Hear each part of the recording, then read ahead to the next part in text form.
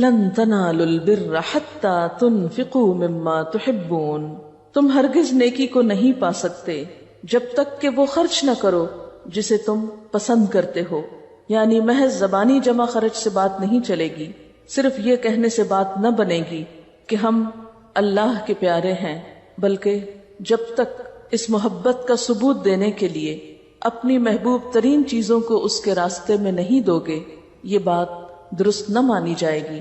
تو یہاں پر حرف نہیں لن استعمال ہوا ہے، جس کا معنی ہے ہرگز نہیں، بالکل نہیں، ہو سکتا ہی نہیں. تنالو، تنالو کا لفظ نون واو لام سے ہے، نول، اس چیز تک پہنچنا یا حاصل کرنا جس کی انسان خواہش رکھتا ہو. نیلا کہتے ہیں مطلوب چیز کو، اور نائلہ پانے والی. اور البر بے رے بر کا معنی ہے خیر کامل، رحمت، رضائے الہی، جنت. تو لن تنالوا البر، تم ہرگز نہیں پا سکتے رحمت کو، اللہ کی رضا کو، جنت کو، حتی یہاں تک کہ تنفقو، تم خرچ کرو. انفاق فی سبیل اللہ پر بہت سی آیات گزری ہیں، لیکن یہاں انفاق یعنی اللہ کی راہ میں خرچ کرنے میں ایک نیا رنگ اور ایک نیا پہلو متعارف کرایا جا رہا ہے. اور وہ کیا ہے کہ اللہ کی راہ میں وہ خرچ کرو جو تمہیں بہت پسند ہے، جو تمہاری محبوب ترین چیز ہے. یاد رکھو، تم نیکی کی روح کو نہیں پا سکتے، تم اللہ کی نگاہوں میں حقیقی معنوں میں نیک نہیں ٹھہر سکتے، نیک نہیں بن سکتے جب تک کہ تمہیں وہ خرچ کرنا نہ آ جائے جس سے تم محبت رکھتے ہو. یعنی اپنی پسندیدہ ترین چیز کو اللہ کی راہ میں دے کر ہی اللہ سے محبت کے دعوے کو سچا قرار دے سکتے ہو. روایات میں آتا ہے کہ جب یہ آیت نازل ہوئی تو صحابہ کرام نے اپنی چیزوں کا جائزہ لیا اور جو کچھ سب سے زیادہ پیارا تھا اسے اللہ کی راہ میں خرچ کیا. تو لن تنالوا البر حتی تنفقوا مما تحبون، ہرگز نہیں تم پا سکتے نیکی کو. آپ یہ ذرا امیجن کریں کہ نیکی دور ہے کہیں، البر جو ہے نیکی یا جنت یا اللہ کی رضا یا اللہ کی خوشی اور اللہ کی رحمت، وہ رکھی ہے دور کہیں. امیجن کر لیں، اور آپ اس کو پانا چاہتے ہیں، اٹھانا چاہتے ہیں، لینا چاہتے ہیں، اس سے فائدہ اٹھانا چاہتے ہیں، اس کے نیچے آنا چاہتے ہیں، لیکن آپ کے راستے میں ایک بیریئر ہے. اور وہ بیریئر کیا ہے؟ آپ کی سب سے زیادہ پسندیدہ ترین چیز، محبوب ترین چیز. اللہ تعالیٰ نے ہمیں کیا بتایا؟ والذین آمنوا اشد حبا للہ، وہ لوگ جو ایمان لاتے ہیں اللہ کی محبت میں سب سے زیادہ شدید ہوتے ہیں. جن کے دل میں اللہ کی محبت پانے کی تڑپ ہوتی، وہ اس بر تک پہنچنا چاہتے ہیں، وہ اپنے اس راستے کی محبوب ترین چیز کو بھی ہٹا دیتے ہیں تاکہ وہاں تک پہنچ سکیں، اس کو پا سکیں. اور انہیں ایسا کرنے میں کچھ بھی مشکل نہیں ہوتی. ہم سب بھی اپنے دلوں کا جائزہ لیں، اپنے دلوں کو ٹٹولیں اور کھنگالیں کہ اس میں سب سے زیادہ پیاری چیز کون سی ہے، اور کیا اس چیز کو میں اللہ کی محبت پانے کے لیے قربان کر سکتی ہوں. قربان کرنے کا مطلب کیا ہے؟ ایک تو یہ کہ وہ کسی کو دے دینا، جیسے مال وغیرہ. تو اس سے مراد صرف مال نہیں. یہ نہیں کہا کہ حتی تنفقوا من مالکم، یہ نہیں کہا گیا کہ تم اپنی بلانگنگز میں سے کچھ خرچ کرو. کیا کہا گیا ہے؟ لفظ کیا ہے؟ مما تحبون، اس میں سے جس سے تم محبت رکھتے ہو. یہ مال بھی ہو سکتا ہے، کوئی انسان بھی ہو سکتا ہے، اولاد بھی آپ کی ہو سکتی ہے، یا کوئی آپ کا شغل ہو سکتا ہے، کوئی ہابی ہو سکتی ہے، کوئی آپ کی دل پسند چیز ہو سکتی، کوئی ایکٹیویٹی ہو سکتی ہے، کوئی بھی چیز کہ جس سے آپ محبت رکھتے ہوں، جو کام بھی آپ کا بہت پسندیدہ ہو.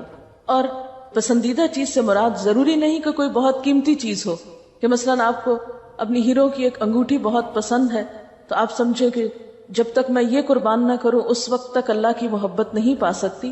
تو یہ اس سے مراد نہیں. ہو سکتا ہے اس ہیرو کی انگوٹھی سے بڑھ کر کوئی اور چیز بھی آپ کو بہت پسند ہو.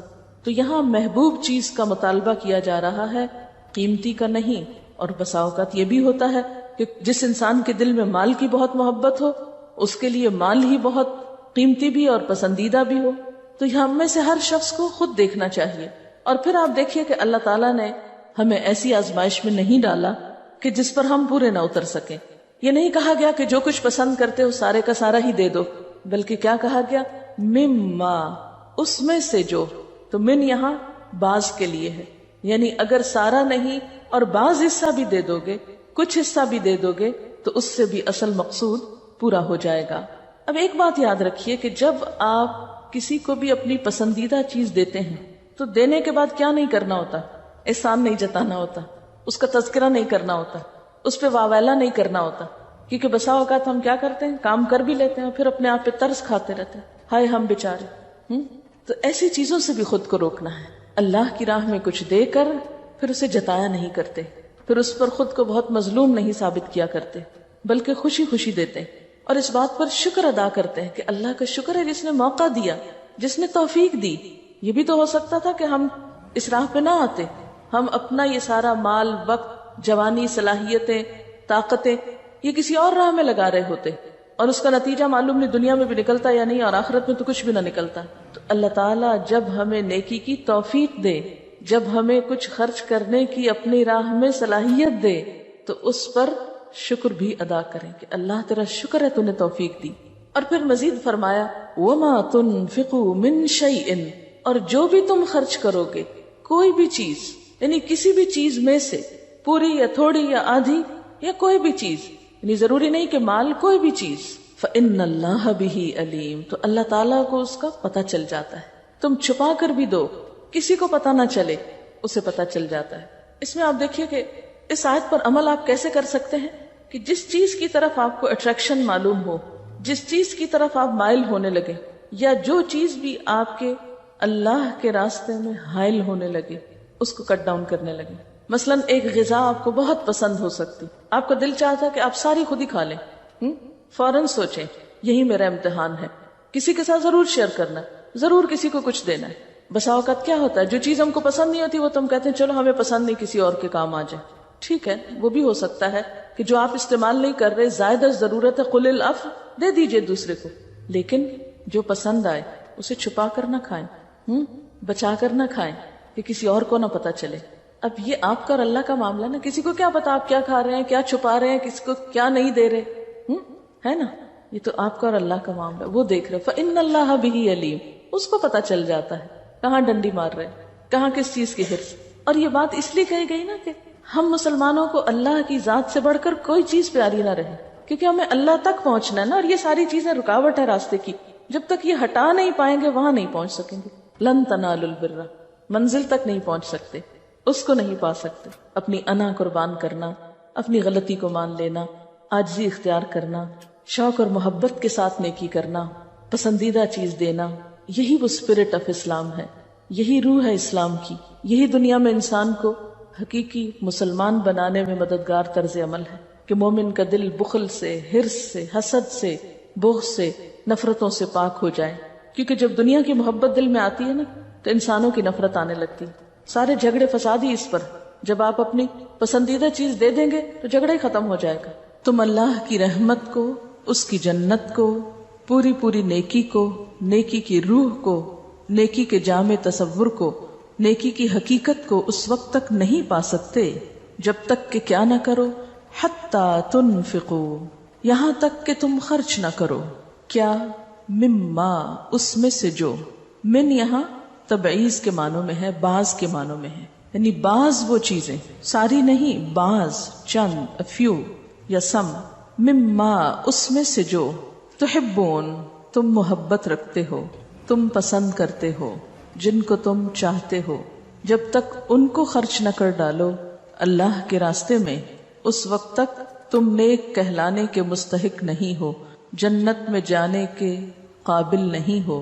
پھر انسان سوچتا ہے کہ کیا خرچ کرے، تو فرمایا وَمَا تُنْفِقُوا مِنْ شَيْءٍ، اور جو بھی تم خرچ کرو گے چیز میں سے، یعنی پوری چیز بھی نہیں، من شیئن، چیز میں سے، یعنی کچھ بھی چیز، کوئی بھی چیز، چیز کا کچھ بھی حصہ، تھوڑا یا زیادہ، فَإِنَّ اللَّهَ بِهِ علیم، تو بے شک اللہ اس کو جاننے والا ہے، اللہ کو سب پتا ہے کس نے کتنا، کیا، کب، کیسے، کن حالات میں خرچ کیا ہے۔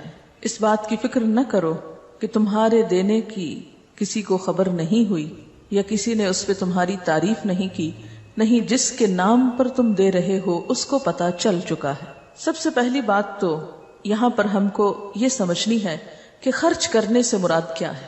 اور کیا اس سے مراد صرف مال ہے یا کچھ اور خرچ کرنا بھی؟ جب تک کہ تم خرچ نہ کرو.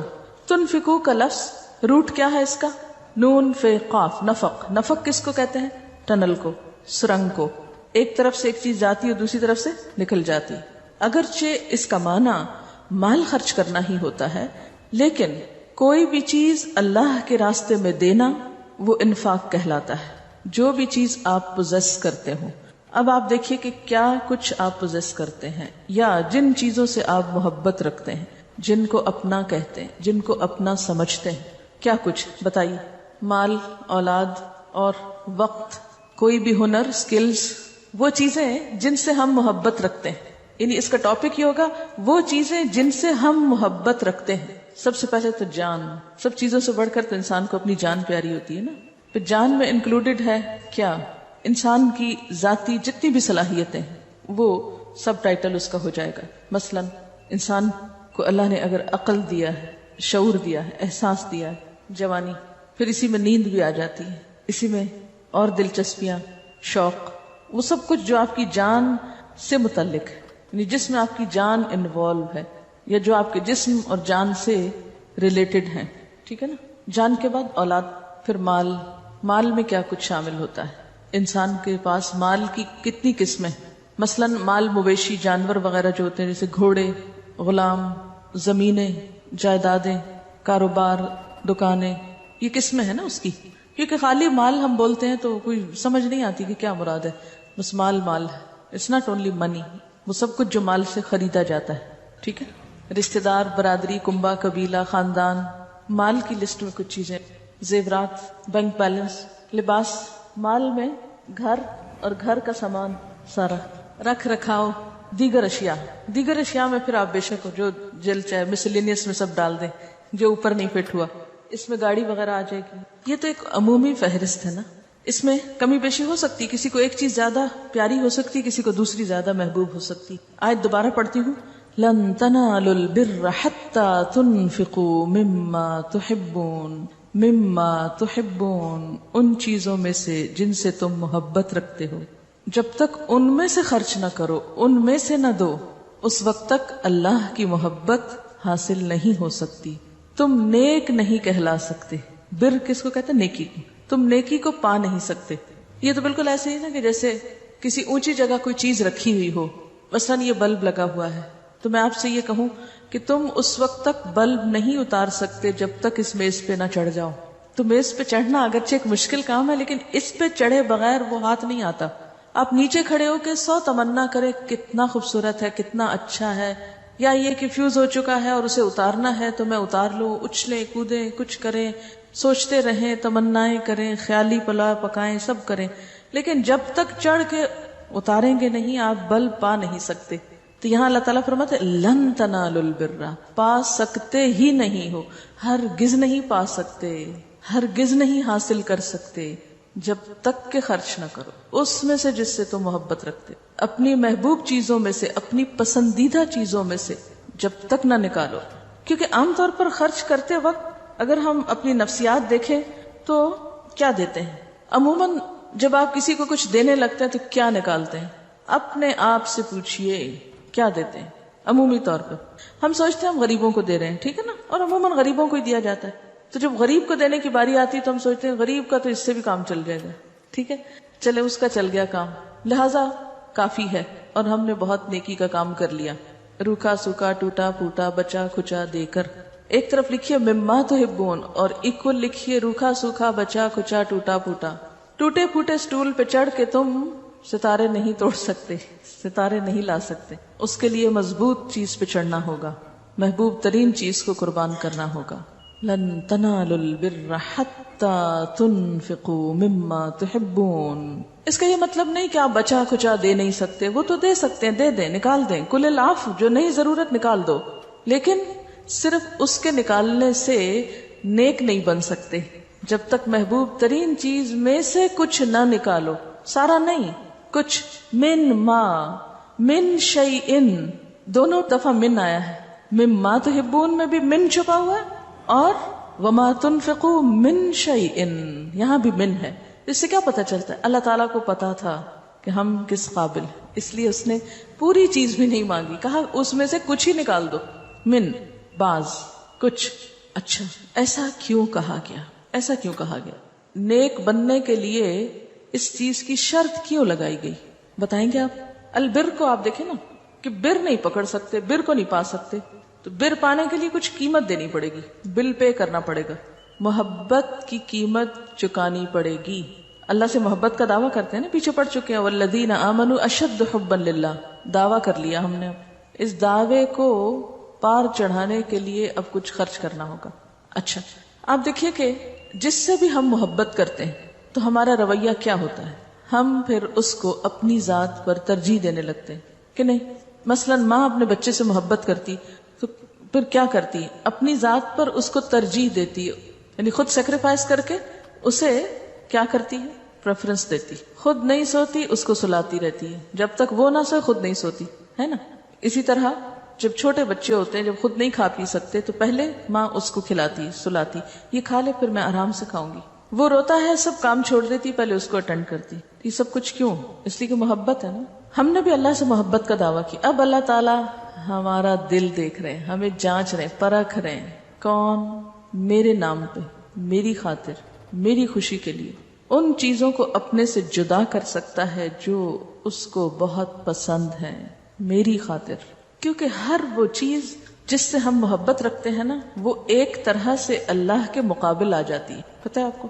پھر اللہ تعالیٰ اس کو چھڑا کے دیکھتے ہیں کہ میری خاطر اس کو چھوڑ سکتا ہے کہ نہیں چھوڑ سکتا. آپ دیکھیں کہ نبی صلی اللہ علیہ وسلم اور صحابہ کرام سے کیا کچھ نہیں لیا گیا اس دعوے کو سچا بتانے کے لیے. کیا کچھ چھوڑا تھا انہوں نے, کیا کچھ چھوڑا تھا؟ خاندان چھوڑا تھا نا.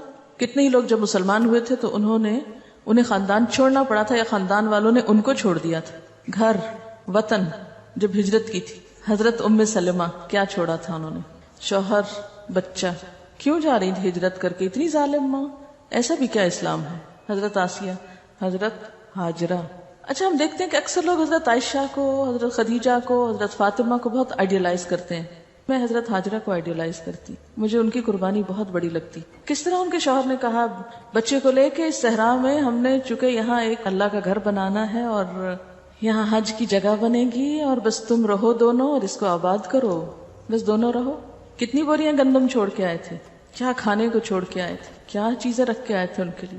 اگر وہ عورت قربانی نہیں کرتی, وہ کہتی نہیں میں نہیں رہ سکتی, جس کو مرضی رکھے, میں نہیں رہوں گی. وہ جگہ کس نے آباد کی؟ ایک عورت نے آباد کی. مکہ ایک عورت نے آباد کیا ہے, حضرت ہاجرہ نے, ایک چھوٹے سے بچے کے ساتھ. حضرت ابراہیم علیہ السلام کی شخصیت تو ایسی ہے کہ کہیں فلسطین میں ہے, کہیں مصر میں ہے, کہیں مکہ میں ہے, وہ تو گھوم پھر رہے ہیں. ایک عورت نے اس شہر میں بچے کو پالا, اسے بڑا کیا, وہاں اور قبیلے آ کے آباد ہوئے. تو اصل نیکی تو ان لوگوں کے حصے میں آئی نا, اللہ کی رحمتوں کے مستحق تو وہ, اسی لیے تو پھر آتا ہے وَعَلَىٰ آلِ ابراہیم. یہ کس کے اوپر درود جاتا ہے پتا ہے آپ کو؟ کبھی سوچا؟ کبھی نہیں سوچا, سوال ہی پیدا نہیں ہوتا. سوچا اللہم صلی علی محمد وعلی آل محمد کما صلیت علی ابراہیم وعلی آل ابراہیم. آل کون ہے؟ یہ وہی تو ہے, یہی لوگ تو ہیں گھر والے. آل گھر والوں کو کہتے ہیں نا. کبھی درود بھیجتے ہوئے خیال بھی آیا کہ ان کی آل کا بھی ذکر ہو رہا ہے. ایسے ہی نیکی اور رحمتیں ملتی ہیں. البر, نیکی, رحمت, یہ رحمت کی دعائیں قربانیوں کی وجہ سے ملتی ہیں. لن تنالوا البر حتى تنفقوا مما تحبون. تو آپ خود اپنا انالیسس کر سکتے ہیں کہ پارشلی یا فلی یا فار سم ٹائم یا فار ایور, کتنے عرصے کے لیے کیا کتنا قربان کر سکتا ہوں. یہ نہیں کہا کہ, یہ آپ دیکھیے پھر دہرا رہی ہوں کہ یہ نہیں کہا سب کچھ دے دو, یہ نہیں کہا. اللہ تعالیٰ کو پتا تو ہم کر ہی نہیں سکتے, دے ہی نہیں سکتے, مر جائیں گے ہم تو خود بھی. کیونکہ احترت الانفس الشح, دلوں میں شح, بخل تو بھرا ہوا ہے نا, ہرس تو بھری ہوئی ہے. کیسے کر سکتے؟ کر ہی نہیں سکتے. ہم تو جس چیز کو پوزیس کرتے ہیں, اون کرتے ہیں, پھر کہتے ہیں خبردار جو ہاتھ بھی لگائے اس کو. کچھ تو دے دو اس کی محبت کے لیے, کچھ تو قربان کرو اگر بڑے درجے چاہتے ہو. اس سے مراد یہ بھی نہیں کہ بہت بڑی اماؤنٹ ہو, بہت بڑی چیز ہو, بہت ہیوج ہو کچھ, تو ہم کہ یہ دیا تو اب ہم نے کچھ کیا. یہ نہیں مراد. چاہے چھوٹی سی چیز ہو, چھوٹی سی, اور بڑی نصیب ہو تو بڑی.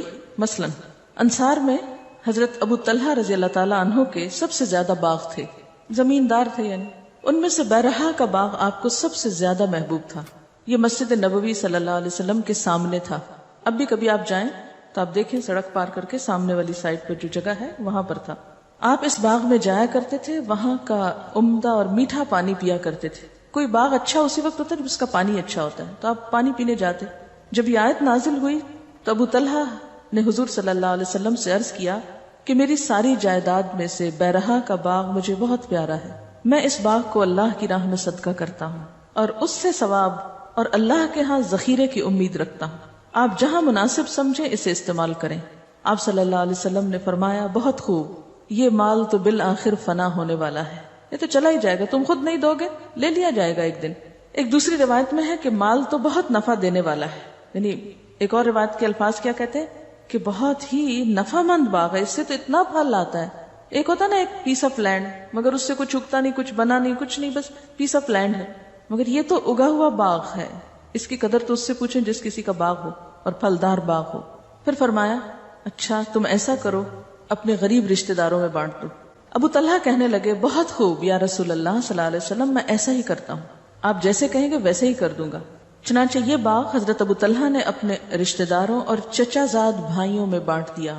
ان رشتوں کو دینا اور مشکل ہوتا ہے, غریبوں کو دینا پھر آسان ہوتا ہے, کیونکہ ان سے ایک ہڈن جیلسی بھی ہوتی ہے. اچھا وہ کیا کر رہے ہیں, آگے نکل رہے ہیں, ہم سے پیچھے ہیں, ایک مقابلہ کمپٹیشن ہوتا ہے ان رشتوں سے. تو عموماً دنیا بھر ہم سے آگے نکل جائے ہمیں کوئی پرواہ نہیں, لیکن اگر چچا زاد اور خالہ زاد اور پپی زاد آگے نکلے تو ہم بہت پریشان, وہ ہم سے آگے نہ نکلے, ان کو تو پیچھے ہی رہنا چاہیے. اور عموماً یہ خواتین ہی ہوتی ہیں جو گھروں میں ایسے کمپٹیشن رکھتی ہیں, میرا بچہ ایسے اور فلانے کا ایسے اور اس کا ایسے اور اس کا. وہ دیورانیاں جٹھانیاں کی آپس میں نہیں بنتی نا, پھر وہ اس طرح کاٹتی بچوں کے دلوں میں اس طرح کے مقابلے پیدا کر کے, نفرتیں اور عداوتیں بو کر. تو چونکہ اللہ کی محبت میں محبوب ترین چیز دینا, اور دینا اس کو جس کو دے کر خوشی نہ ہو. لیکن جب اللہ کے لیے دینا ہو تو بس دے دیا, اللہ کو دے دیا نا, کوئی بھی لے جائے, ہمیں اس سے کیا کون لے جائے, ہمیں تو اس کے بدلے میں اللہ کی محبت چاہیے, اس کی رضا چاہیے. وہ مل گئی تو سب کچھ مل گیا, اور یہ تو بالآخر فنا ہونے والا ہی ہے. اسی طرح کچھ اور روایات میں آتا ہے کہ اس کے بعد ہر صحابی نے کچھ نہ کچھ ضرور نکالا, خواہ چھوٹی سی چیز تھی. حضرت زید کو اپنا ایک گھوڑا بہت پسند تھا, تو انہوں نے وہ لا کر حضور صلی اللہ علیہ وسلم کو دیا کہ میرا یہ گھوڑا مجھے بہت عزیز ہے, آپ اس کو اللہ کی راہ میں جہاں چاہیں استعمال کریں. تو آپ صلی اللہ علیہ وسلم نے کیا کیا, حضرت اسامہ کو بلایا اور اس کو اس پہ سوار کر دیا. کہنے لگے اللہ کے رسول صلی اللہ علیہ وسلم, میں نے تو اللہ کے راستے میں دیا, فرمایا تمہارا قبول ہو گیا, تم نے مجھے کہا نا جو چاہوں کرو لے جاؤ. اصل میں اللہ تعالیٰ محتاج نہیں ہے, نہ اسے چیزیں چاہیے کسی کی, وہ تو یہ دیکھتا ہے کہ دل کیا ہے, وہ تو دل دیکھنا چاہتا ہے. حضرت عبداللہ بن عمر کی ایک لونڈی تھی, انہوں نے اس کو آزاد کر دیا. وہ کہتے ہیں کہ اب بھی میرے دل میں اس کے لیے اتنی محبت ہے کہ اگر کوئی چیز دے کر نکاح کی بھی اجازت ہوتی تو میں اس سے دوبارہ نکاح ہی کر لیتا, کیونکہ آزاد کر کے لونڈی کو نکاح ہو سکتا ہے نا. اسی طرح اور بھی واقعات ملتے ہیں.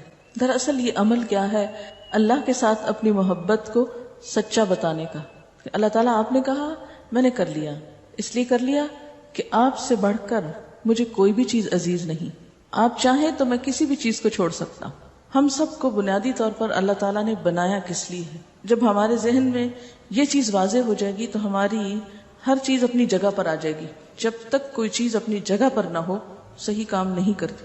مثلاً اسی ایئر کنڈیشنر کو اتار کے اگر ہم زمین پہ رکھ دیں یا دیوار کے ساتھ کھڑا کر دیں تو یہ کام نہیں کرے گا جو اپنی جگہ پہ کر رہا ہے. چھت والا چھت پہ کام کرے گا, اور اگر آپ اس دیوار کے ساتھ لگے ہوئے کو سٹینڈ کو اگر آپ چھت پہ چڑھانے کی کوشش کریں تو کیا ہوگا, کیا نتیجہ نکلے گا.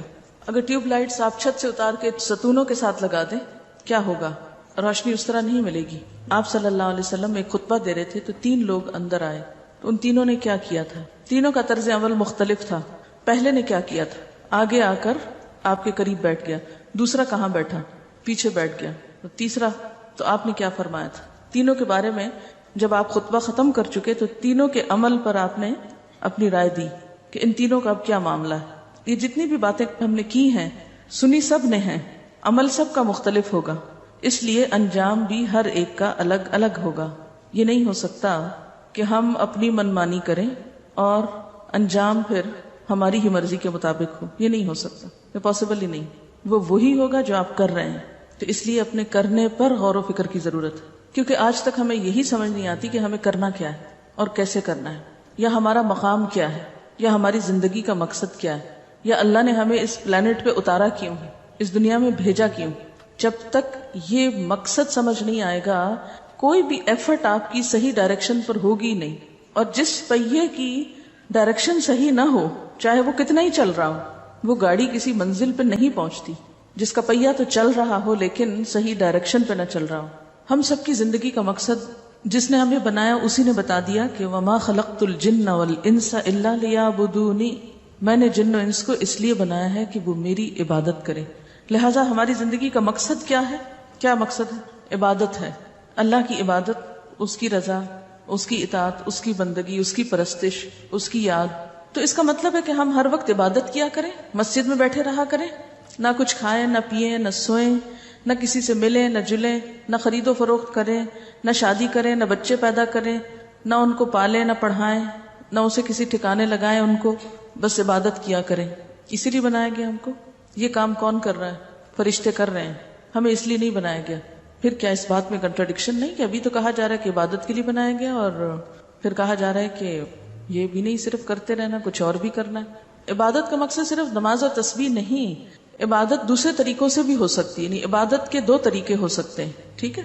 لیکن اس کے ساتھ ایک اور چیز بھی بڑی اہم ہے. زندگی میں کیا مقصد کے علاوہ کوئی اور چیز بھی ہے؟ کیا ہماری زندگی میں مقصد کے علاوہ کوئی اور چیز بھی ہے کہ کوئی نہیں؟ ضروریات، کچھ ہماری ضرورتیں بھی ہیں، مثلاً کھانا پینا، شادی بیاہ، کام کاروبار، سیر تفریح، یہ سب کیا ہے؟ ضرورت ہے ہماری یا نہیں؟ دنیا میں جینے کے لیے ہماری کچھ ضروریات ہیں، ان کو پورا کرنا بھی ضروری ہے. ان کے بغیر ہم جی نہیں سکتے، وہ زندگی کا ایک حصہ ہیں. ان کو نکال دیں تو انسان باقی نہیں رہتا.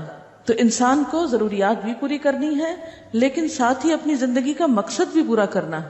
مثلاً مقصد تو عبادت ہے اور ضروریات کھانا پینا ہے.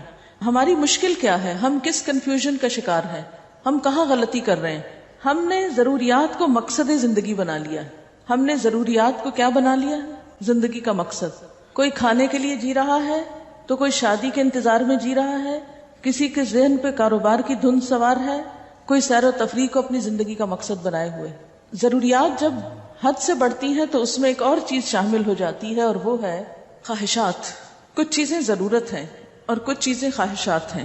اب آپ دیکھیں کہ ہماری مشکل اس وقت شروع ہوتی ہے جب ہم مقصد اور ضرورت میں بیلنس نہیں رکھتے، یا مقصد اور ضرورت میں بیلنس کے نہ رکھنے کے علاوہ خواہشات کا شکار ہو جاتے ہیں. جب ہم خواہشات کا شکار ہوتے ہیں تو ہم اپنی بسا اوقات ضروریات سے بھی غافل ہو جاتے ہیں اور عبادت سے تو بالکل ہی بے نیاز ہو جاتے ہیں. اسی لیے کہا نا لا تتبع الهوى فيضلك عن سبيل اللہ. اچھا، اب سوال میرا یہ ہے کہ کیا مقصد اور ضرورت میں کوئی باہمی ٹکراؤ ہے؟ کیا یہ ایک دوسرے کو کاٹتے؟ نہیں کاٹتے. مقصد اور ضرورت میں باہم کوئی تضاد نہیں، کوئی کنٹراڈکشن نہیں. یہ دونوں ایک دوسرے کو کاٹنے والے نہیں. ہم مقصد اور ضرورت دونوں کو ساتھ لے کر چل سکتے ہیں. اور دونوں کو ساتھ لے کر چلنے کے لیے دو چیزیں ضروری ہیں. ایک تو نیت. جب ضروریات میں بھی نیت اچھی ہو تو وہ بھی انڈائریکٹلی عبادت ہو جاتی، ٹھیک ہے. یعنی جب ضروریات ہم اپنے مقصد کی تکمیل کے لیے پوری کریں گے